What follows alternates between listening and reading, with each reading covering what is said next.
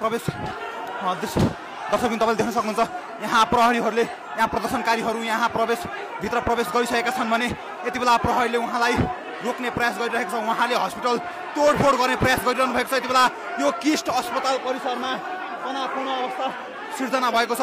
प्रदर्शनकारीहरूले किस्ट अस्पताल तोडफोड गर्न थालेका छन्। किस्ट अस्पतालको यो जुन यो भवन छ अगाडिको बी ब्लक त्यसमा पनि तोडफोड गर्न थालिसकेका छन्। प्रहरीले अश्रु ग्यास प्रहार गरिरहेको छ भने प्रदर्शनकारीहरूले त्यो अश्रु ग्यास उल्टै प्रहरीतर्फ फालिरहेका छन्, प्रहरीतर्फ प्रहार गरिरहेका छन्।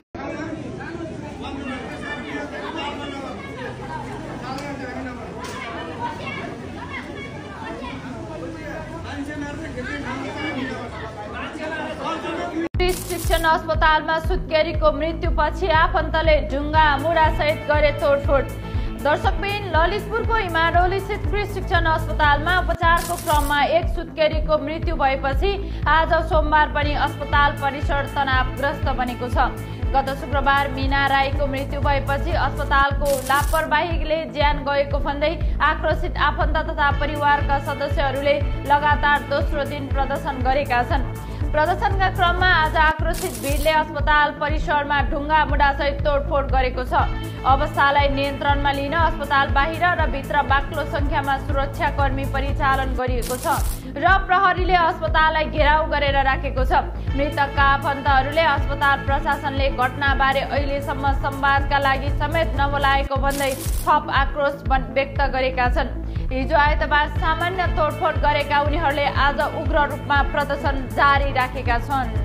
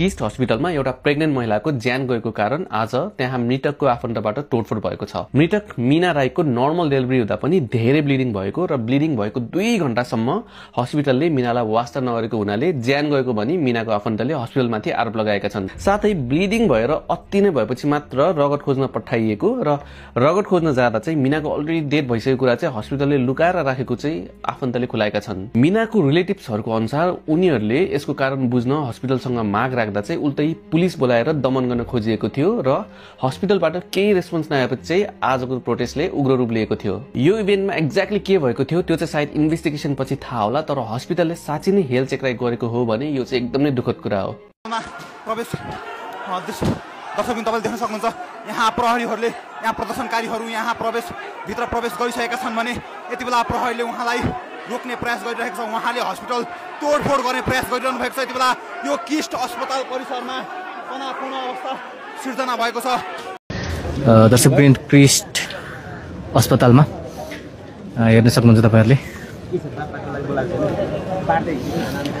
यहाँ मृतकका आफन्तहरूले प्रदर्शन गर्ने भइसकेपछि अस्पताल प्रशासनले बाक्लो मात्रामा सुरक्षा व्यवस्था खटाइसकेको छ। हेर्न सक्नुहुन्छ यहाँ र अस्पतालको यो बिच्चो खोलाको दायाँ र बायाँ सबैतिर प्रहरी परिचालन गरिएको छ र मीना राईको केही दिन अगाडि डेलिभरीको क्रममा निधन भइसकेपछि परिवारसँग अस्पतालले वार्ता नगरेको र अहिलेसम्म पनि वार्ता नगरेको भन्दै परिवारहरूले यहाँ प्रदर्शन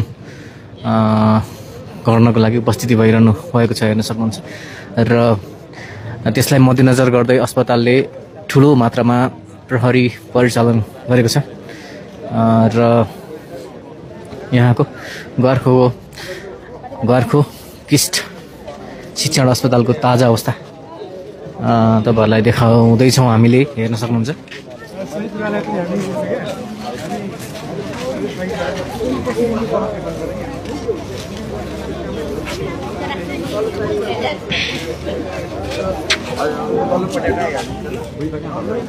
मेरो बुइपा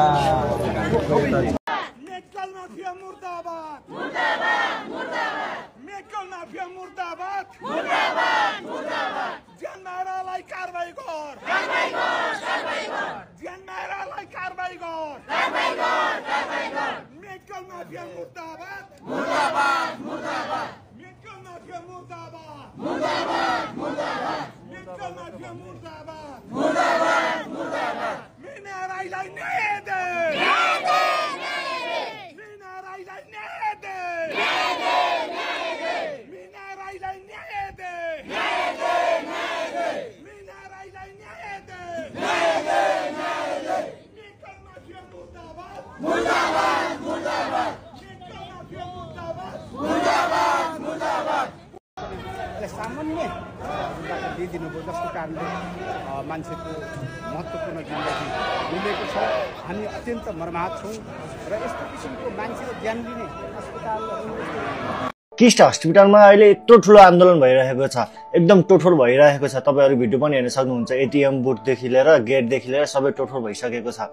यो हुनुको कारण के छ त आउनुहोस् बुझौँ है त। कार्तिक 7 गते मीना राई भन्ने व्यक्तिको मृत्यु हुन्छ। उहाँको नियमित चेकअपहरू सबै किस्ट अस्पतालमै भइरहेको थियो। डेलिभरीको बेला पनि किस्ट अस्पतालमै पुर्याइएको थियो। किस्ट अस्पतालमा डेलिभरी पनि राम्रै भयो, न त अपरेसन गर्नु पर्यो न त केही कम्प्लिकेसनहरू आएको थियो। तर एक्कासी ब्लडहरू फ्लो हुन थाल्यो। ओभरफ्लो ब्लड भयो भनेर अपरेसन गर्नुपर्छ भनेर डाक्टरहरूले भने। अपरेसन गर्ने क्रममा चाहिँ उहाँको मृत्यु भयो। मृत्यु हुने कुरा, ओभरफ्लो ब्लड हुने कुरा त सामान्य नै भयो। यसमा किन आन्दोलन गर्नु पर्यो भन्ने कुरा आउँछ भने कुरा अर्को छ। केटीको घर परिवारले के भन्छ भने हस्पिटलले एकदम ठुलो गल्ती गरेको छ। गल्तीहरू के छन् त आउनुहोस् बुझौँ है त। सिनियर डाक्टरहरूसँग कन्सल्ट नगरिकन अपरेसन गर्नुपर्छ भनेर जुनियर डाक्टरहरूले नै भनेका थिए भनेर परिवारको आरोप छ।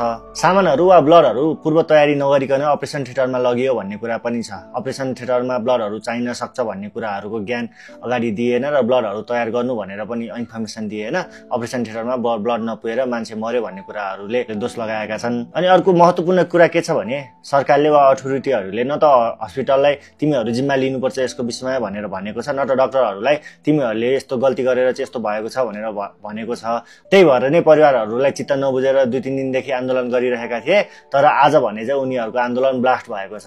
कति चिजहरू तोडफोड गरिसके, आगो लगाउन पनि कोसिस गरिसके, तर पुलिसले चाहिँ केही हदसम्म चाहिँ कन्ट्रोल गरिरहेको छ, भिडलाई नियन्त्रणमा चाहिँ राखिरहेको छ भन्ने कुरा पनि आएको छ।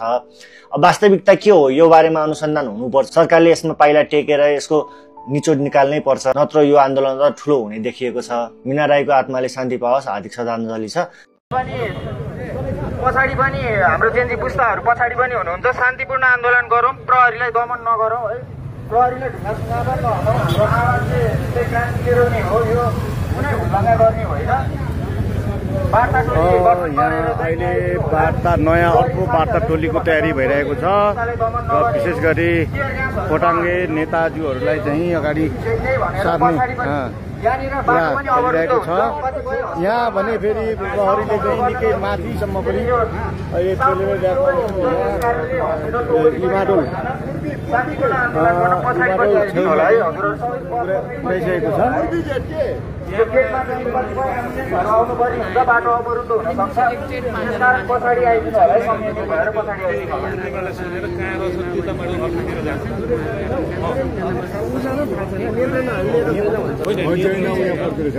लु होइन यो हजुरहरू अगाडि बढ्नु पर्यो क्या।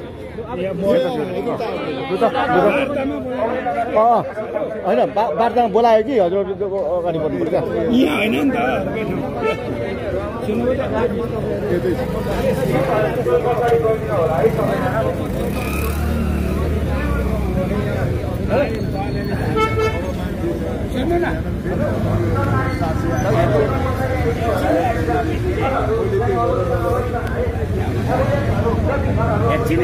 पछाडिपट्टि आइदिनु होला शान्तिपूर्ण गर्नको लागि है। वार्तामा बोलाएर चाहिँ के गर्नु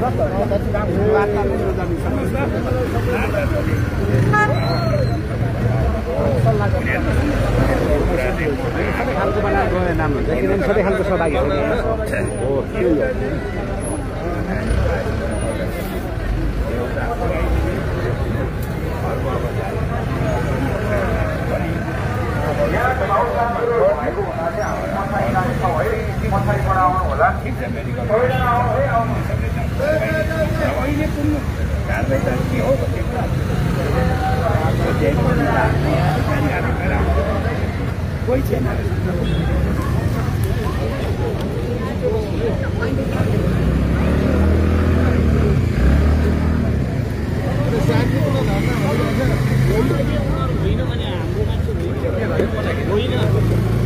होइन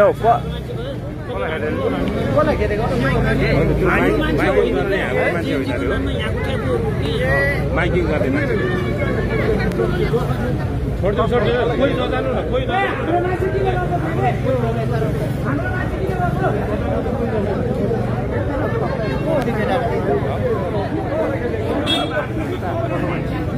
के भयो अरे को अरे कताबाट अरे यस्तो ठाउँमा के आइपुगेको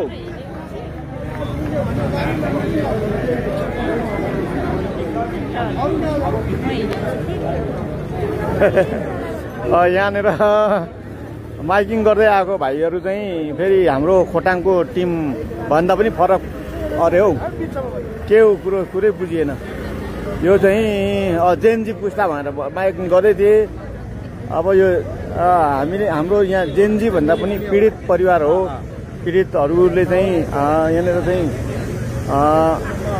माग गरिएको हो न्यायको माग गरिएको हो त्यसो गर्दै गर्दाखेरि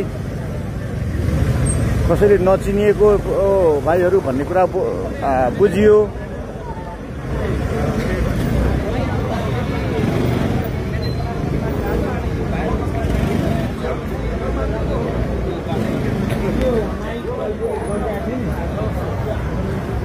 कृपया हाम्रो च्यानललाई सब्स्क्राइब गरिदिनुहोला र साथै छेउमा रहेको बेल आइकनलाई पनि थिचेर हाम्रो च्यानलले अपलोड गरेका लेटेस्ट भिडियोहरू सबैभन्दा पहिला प्राप्त गर्नुहोला। धन्यवाद।